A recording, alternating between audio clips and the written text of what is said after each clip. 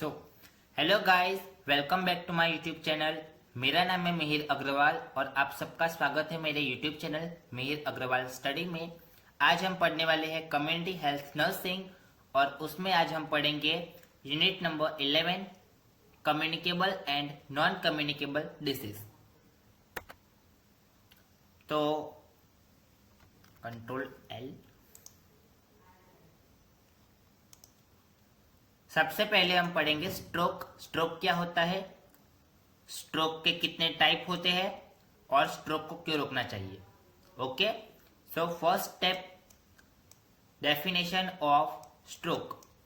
वो क्या बोलता है, तो कि डेफिनेशन ऑफ स्ट्रोक ये बोलता है कि ये एक एक्यूट न्यूरोलॉजिकल डिसऑर्डर है जो कैसे आता, मतलब जिसका मेन कॉज क्या होता है, यानी उसका मेन कारण क्या होता है होने का, तो कि ब्रेन के किसी स्पेसिफिक पार्ट का अगर ब्लड फ्लो किसी कारणवश रुक जाता है तो हम उसे स्ट्रोक बोलते हैं। यहां भी यही लिखा है, a stroke cerebrovascular accident is an acute neurological injury caused by a sudden disruption. Sudden disruption means अचानक रुक जाना of blood flow to a specific region of the brain. Okay, second क्या है, तो सेकेंड है approximately 85% of stroke are ischemic type, यानी ischemic type के जो स्ट्रोक होते हैं उसके चांसेस 85% होते हैं और बाकी जो बचे हैं वो होते हैं haemorrhagic state, haemorrhagic type stroke. It is critical to recognize stroke early and treat it promptly to prevent or minimize the damage and hence morbidity and mortality. इसका मतलब है कि हमें स्ट्रोक की सीवियरिटी को देखना चाहिए, फिर उसको रिकॉग्नाइज करना चाहिए।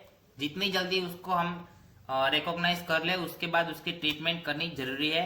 और उसको रोकने का मेन कारण यही है कि वो हमारे ब्रेन को डैमेज करता है और ब्रेन को डैमेज करके दिमाग में गंभीर, मतलब दिमाग के गंभीर साइन एंड सिम्टम्स दिखाता है और कभी कभी या तो कई बार ये मॉर्टेलिटी यानी डेथ रेट की ओर पेशेंट को ले जाता है।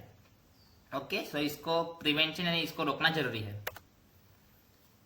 नेक्स्ट क्या है, नेक्स्ट है नॉन मॉडिफाइबल रिस्क फैक्टर। तो पहले क्या आएगा, एज, सेकेंड रेस, फिर आता है ethical gender, higher risk for men, यानी ये जो स्ट्रोक है वो सबसे ज्यादा मेंस में देखा जाता है, मेंस यानी पेशेंट में देखा जाता है, लेकिन ज्यादातर पुरुषों में देखा जाता है। फिर family history and genetic risk factor, यानी हाइपर कोगुलेशन स्टेट। अब हाइपर कोगुलेशन स्टेट का क्या मतलब होता है, तो हाइपर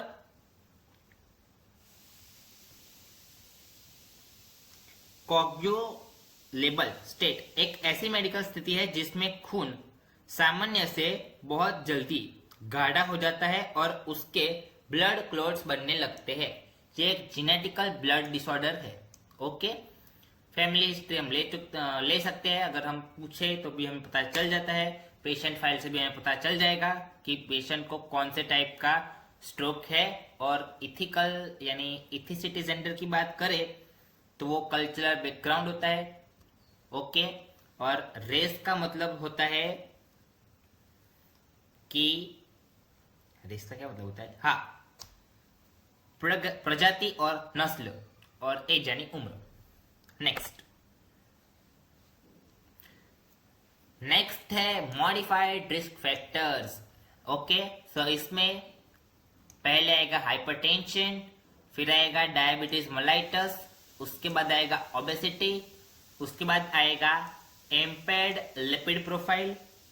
अब ये इम्पेयर्ड लिपिड प्रोफाइल होता क्या है, तो हम आज वो देखेंगे पहले कि इम्पेयर्ड लिपिड प्रोफाइल यानी खून में कोलेस्ट्रॉल और फैट का जो लेवल होता है वो बिगड़ जाता है। ओके, और नीचे है लास्ट में एट्रियल फिब्रिलेशन। इसका मतलब होता है दिल की धड़कन यानी हार्ट रेट का इनरेगुलर होना। ओके, अब हाइपरटेंशन पर मैंने डेडिकेटेड वीडियो बना दिया है, डायबिटीज पे भी मैंने डेडिकेटेड वीडियो बनाया है, ओबेसिटी हम इस वीडियो में देखेंगे, इम्पेयर्ड लिपिड प्रोफाइल इस पे मैंने वीडियो बना दिया है, और एट्रियल फिब्रिलेशन तो कि ये एक नॉर्मल है तो हम इस पे कुछ ज्यादा डिस्कशन नहीं करेंगे। ओके, टाइप्स ऑफ स्ट्रोक, कितने टाइप के स्ट्रोक होते हैं? First cerebral thrombosis, second cerebral embolism, और लास्ट में आएगा सेरेब्रल हैमरेज। ये मैंने आपको बताया था थ्रोम्बोसिस के बारे में और सेरेब्रल हैमरेज के बारे में। अब नया है वो है सेरेब्रल एम्बोलिज्म। नेक्स्ट, फर्स्ट क्या है? Cerebral thrombosis, blood clot is formed in cerebral blood vessel, यानी जो ब्लड गाढ़ा हो जाता है और जो सेरेब्रल ब्लड वेसल में चला जाता है वो होता है सेरेब्रल थ्रोम्बोसिस। ओके, अगर इसको मैं थोड़ा और अच्छे तरीके से आपको समझाऊं तो इसमें सेरेब्रल ब्लड वेसल के अंदर ही एक ब्लड क्लॉट बन जाता है जो खून को यानी ब्लड फ्लो को स्टॉप कर देता है। सेकेंड है cerebral embolism. Thrombosis originate from heart और blood vessel to dislodge and cerebral circulation causation hypoxia, lack of oxygen, thus tissue damage। hypoxia यानी lack of oxygen। अब इसमें शरीर को किसी दूसरे हिस्से से क्लॉट या एम्बोलिस टूटकर बहता हुआ आता है और ब्रेन की जो वेसल में फंस जाता है। इससे उस हिस्से में इस्चेमिक यानी खून की कमी होती है, हाइपोक्सिया ऑक्सीजन की कमी होती है, जो मैंने अभी आपको बोला था। हाइपोक्सिया में क्या होता है? ज्यादातर लेक ऑफ ऑक्सीजन होता है, और अंत में जो ब्रेन के टिश्यू होते हैं वो डैमेज हो जाते हैं। ओके, तो वो आएगा सेरेब्रल एम्बोलिज्म में। अब नेक्स्ट क्या है? Cerebral haemorrhage. सेरेब्रल हैमरेज में क्या आएगा? First disturb of blood vessel causing bleeding inside the brain, यानी अगर ब्रेन के अंदर ब्लीडिंग होने का मेन कारण क्या होता है? तो कि जो ब्लड वेसल्स होती है उसका अचानक रुक जाना या फिर डैमेज हो जाना। अब ब्लीडिंग की बात की है तो ब्लड निकलेगा, और ब्लड निकलेगा यानी ब्लड वेसल में इंजरी होगी, सो उस टाइम पर हेमरेज में यही होगा। सेकेंड है इट कैन सबड्यूरल, एपिड्यूरल, इंट्रापेरेंचाइमल और सब आर्केनोइड ब्लीड। ओके, सो यह ब्लीडिंग के मुख्य टाइप है। कौन कौन से टाइप होंगे? तो पहला होगा सबड्यूरल, फिर आता है एपिड्यूरल, उसके बाद आएगा इंट्रापेरेंचाइमल, और लास्ट में आएगा सब आर्कोनोइड ब्लीड। ओके, तो ये 4 टाइप होते हैं ब्लीडिंग के। किसमें? सेरेब्रल हेमरेज में। नेक्स्ट है डायग्नोस्टिक टेस्ट। तो स्ट्रोक के दरमियान कौन से टेस्ट हो सकते हैं? पहले हम फैमिली हिस्ट्री देखेंगे, फिर हम देखेंगे पीटीज फाइल यानी पेशेंट फाइल, फिर हम देखेंगे medical test and record and report, फिर जरूरत पड़ने पर हम करेंगे सिटी स्कैन, उसके बाद आएगा सिटी ऑब्लिक एमआरआई और सीई सिटी। ओके, सो सिटी स्कैन क्यों करवाते हैं? क्योंकि ब्रेन का सिटी स्कैन करना ताकि तुरंत पता चल सके कि स्ट्रोक का टाइप कौन सा है। अब सीई सिटी अधिक स्पष्टता के लिए एडवांस इमेजिंग एमआरआई या कॉन्ट्रास्ट स्कैन करने के लिए हम ये कराते हैं CECT टेस्ट।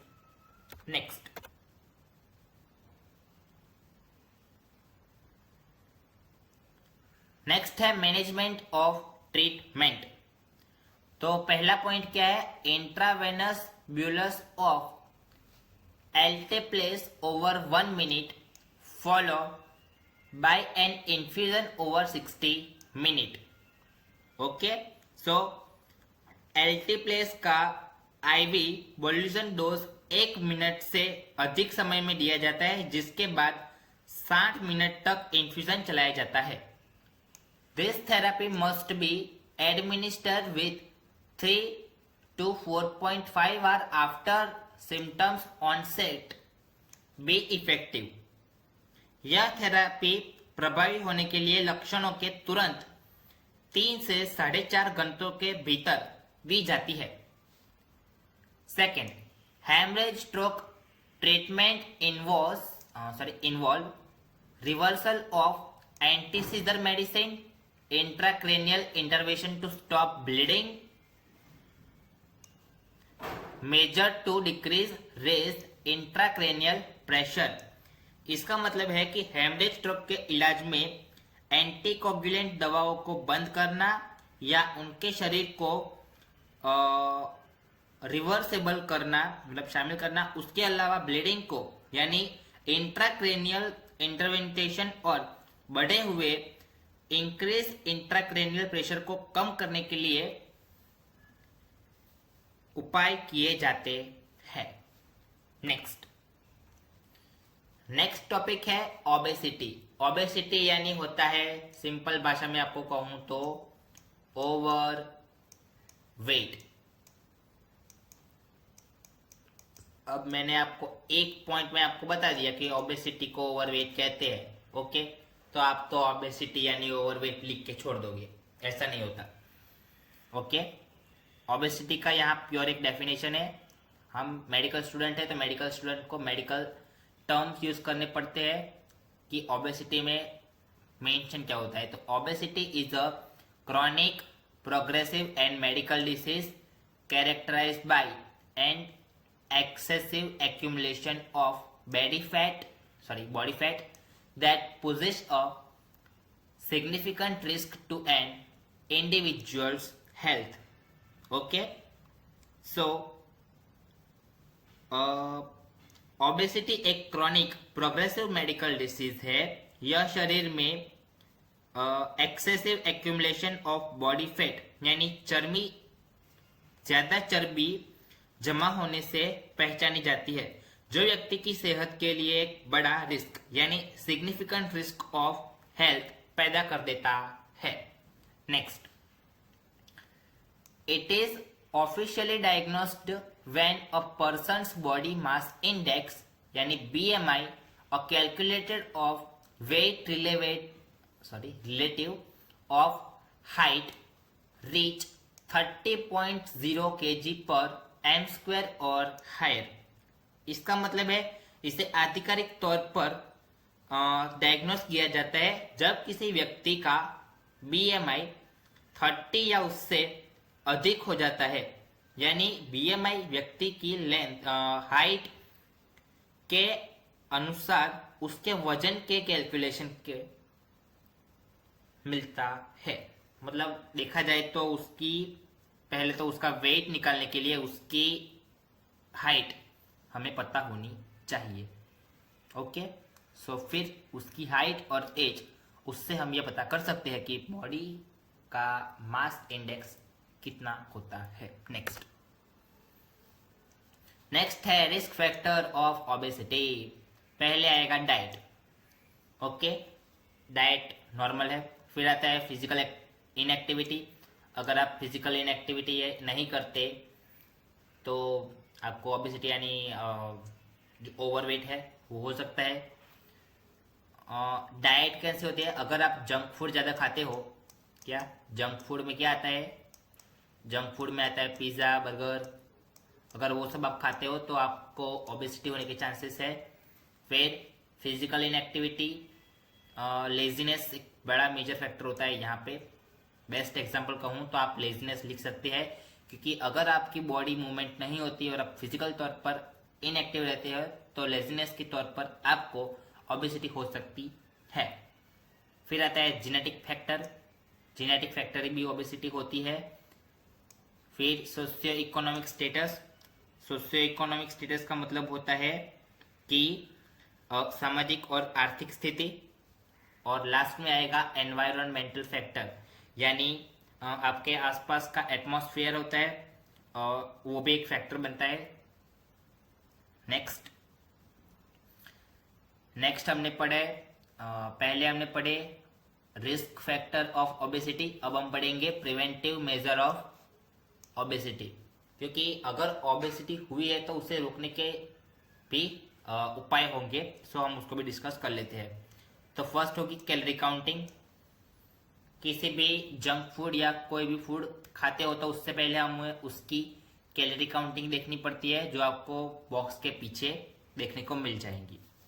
सेकेंड है weight and measure food to learn correct portion size. Okay, so इसका क्या मतलब होता है कि वेट और मेजर फूड ताकि सही पोर्शन साइज के बारे में सीखा और समझा जा सके। नेक्स्ट क्या है फिटनेस ट्रैकर और फिटनेस एक्टिविटी, यानी फिजिकल एक्टिविटी बढ़ाना और फिटनेस ट्रैकर का इस्तेमाल करना। फिर आता है इंटरमीडिएट फास्टिंग, इसका तो आपको प्लान करना ही पड़ेगा। फिर होता है गुड ग्लूकोज कंट्रोल, यानी ब्लड शुगर लेवल को नियंत्रित रखना। और लास्ट में आता है अदर भी बहुत से उपाय होते हैं जिसका यूज करके आप ओबेसिटी को कंट्रोल कर सकते हो।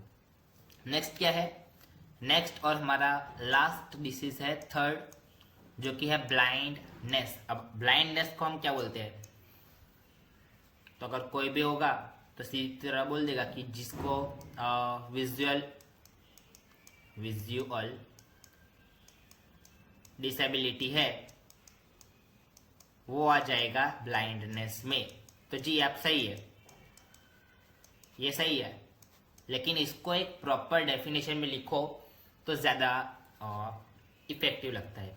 मतलब the WHO defined blindness as a visual acuity of less than 3/60 और corresponding visual field loss or less than 10 degree in the better eye with the best possible correction।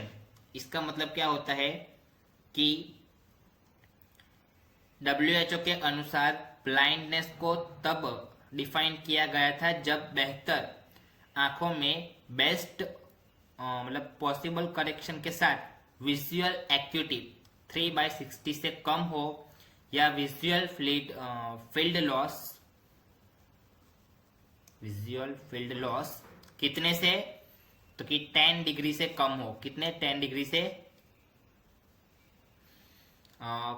कम भी रह जाए। ओके, सो उसे कहा जाता है ब्लाइंडनेस। अब यहाँ पे लिखा है सिम्टम्स ऑफ ब्लाइंडनेस कौन कौन से आते हैं। सो फर्स्ट होगा ब्लड विजन। अब ब्लड विजन यानी होता है अंधापा, या आप बोल सकते हैं गंभीर दृष्टिकोण के लक्षण। सेकेंड आई पेन, आंखों में दर्द होना। फिर आता है फ्लूटेट्स एंड फ्लैशर, तो उसको हम बोल सकते हैं आंखों के सामने धुंधला दिखना और अचानक रोशनी कम होना। फिर होता है फोटोसिंथेसिस या फोटोफोबिया, मतलब सेंसिटिविटी ऑफ लाइट, तो इसको हम बोल सकते हैं रोशनी के प्रति संवेदनशील, यानी सेंसिटिविटी ऑफ लाइट। और उसके बाद आएगा सडन लॉस ऑफ विजन, यानी अचानक से आंखों की रोशनी चली जाना। वैसे ही अदर सिम्टम्स होते हैं ब्लाइंडनेस के, सो वो सारे आएंगे ब्लाइंडनेस में। ओके, नेक्स्ट है causes of blindness. So I injury like chemical burn, exposure of toxin, fight, firework, industrial accident including fuse, spots etcetera. Okay, अब आई इंजरी कैसे कैसे होती है, तो कि केमिकल से, जलने से, टॉक्सिक, क्या बोलते हैं यार,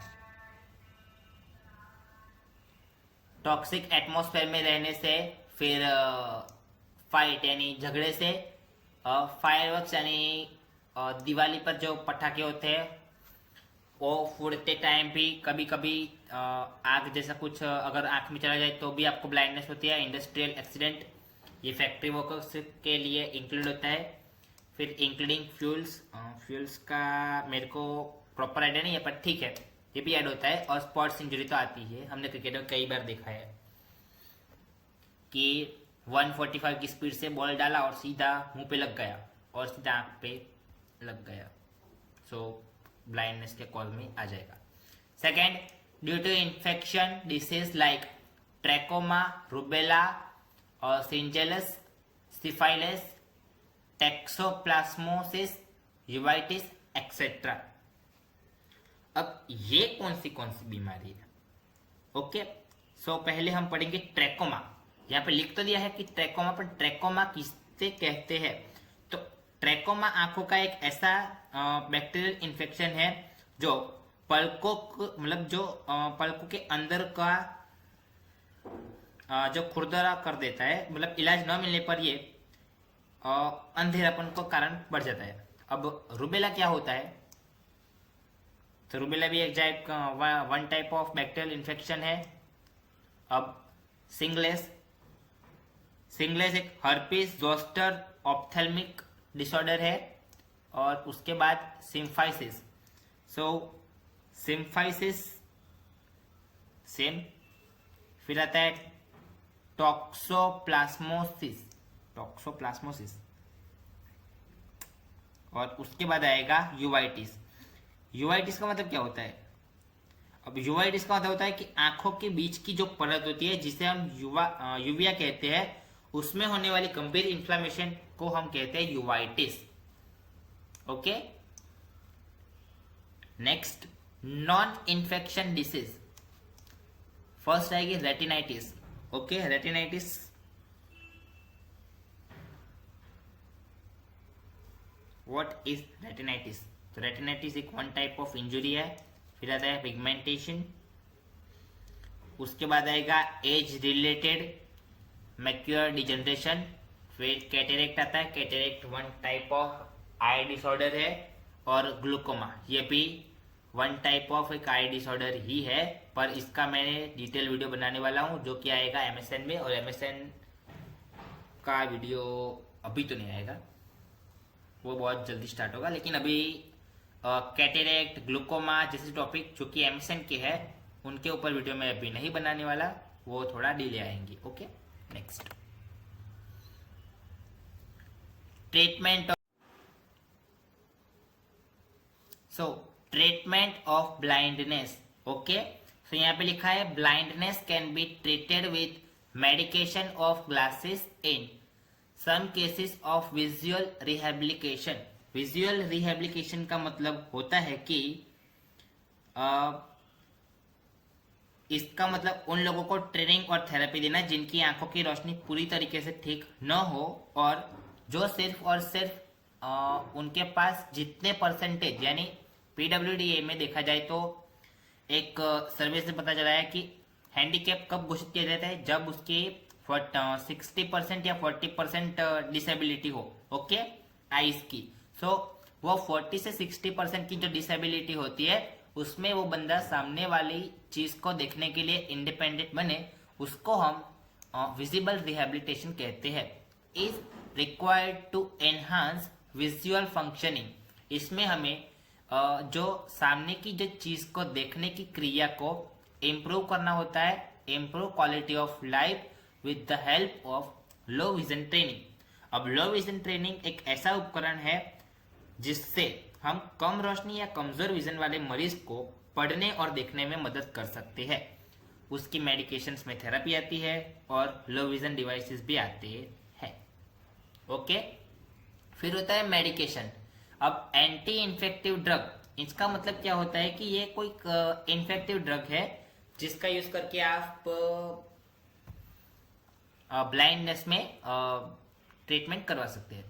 फिर आता है कैटरेक्ट सर्जरी, यानी अगर कैटरेक्ट का सिर्फ एक ही मतलब होता है और मोतिया बिंदु उसकी सर्जरी होती है। फिर होती है कॉर्नियल ट्रांसप्लांट। ओके, अब कॉर्नियल ट्रांसप्लांट जो होता है वो क्या है, तो उसको हम बोलते हैं केरेटोप्लास्टी। अगर आंख की बाहर की जो पारदर्शी परत होती है जिसको हम कॉर्निया कहते हैं, वह किसी चोट या बीमारी से खराब या सफेद हो जाए तो उसे सर्जरी के जरिए हटाकर किसी डोनर को स्वस्थ कॉर्निया से बदल दिया जाता है, जिसको हम बोलते हैं कॉर्निया ट्रांसप्लांटेशन। उसके बाद आता है रेटाइनल सर्जरी। तो रेटाइनल सर्जरी में क्या होता है कि आंखों के पिछले यानी जो पीछे का हिस्सा होता है रेटाइना, उससे जुड़ी जो भी गंभीर मतलब गंभीर प्रॉब्लम होती है, यानी रेटाइनल डिटैचमेंट को ठीक करने के लिए जाने वाली जटिल सर्जरी को बोला जाता है रेटाइनल सर्जरी। और लास्ट में आता है विटामिन सप्लीमेंट। तो विशेष रूप से आपको पता है, मेरे को पता है कि कौन से विटामिन की कमी में हम ब्लाइंडनेस यानी आंखों की क्षमता कम होती है। ऑब्वियसली विटामिन ए की अगर कमी हो तो आपको ब्लाइंडनेस होती है। यानी सीधी तरह को बोलूँ तो विटामिन ए की कमी को पूरा करने के लिए दी जाने वाली मेडिसिन या सप्लीमेंट्स बच्चों में विटामिन ए की कमी यानी ज़ेरोफेंथेलिया मतलब आंखों का सूखापन और नाइट ब्लाइंडनेस यानी रात के अंधेरे का सबसे बड़ा कारण बनती है। इसलिए विटामिन सप्लीमेंट्स की गोली या जो भी उसकी मेडिकेशन होती है वो देने से उसकी ट्रीटमेंट होती है। Okay, so clear the blindness clear हो गया। और उसके बाद हमने पढ़ा था ये जो कि जिसका नाम है ओबेसिटी भी क्लियर हो गया। और उससे पहले हमने पढ़ा था ये जिसके नाम है स्ट्रोक। सो आज हमने पढ़ा था पहले स्ट्रोक क्या होता है। स्ट्रोक एक एक्यूट न्यूरोलॉजिकल कंडीशन है जिसपे ज्यादातर जो स्पेसिफिक ब्रेन का कोई रीजन होता है जिसका ब्लड फ्लो अचानक रुक गया हो तो हम उसे बोलते हैं स्ट्रोक। ओके, अप्रोक्सीमेटली 85% स्ट्रोक होता है इस्चेमिक टाइप और बाकी होता है हेमरोइज टाइप। ओके, और एक टाइप आता है जिसको हम बोलते हैं एम्बोलिज्म स्ट्रोक। ओके, सो एक वो है और दूसरा है प्रिवेंशन। उसके बाद क्या आता है नॉन मॉडिफाइड फैक्टर। तो उसमें कौन सा आएगा, तो उसमें आएगा age, race, higher risk for man यानी ethnicity, gender, family history and genetic risk factor. उसमें क्या आएगा हाइपर कोगुलेटेड स्टेटस। नेक्स्ट है मॉडिफाइड रिस्क फैक्टर। तो उसमें कौन से डिसीज होते हैं। स्ट्रोक में हमें कौन से डिसीज होने के चांसेस है, तो hypertension, diabetes, obesity, empire lipid profile और एट्रियल फिब्रिलियासिस। ओके, और उसके बाद आएगा टाइप्स ऑफ स्ट्रोक।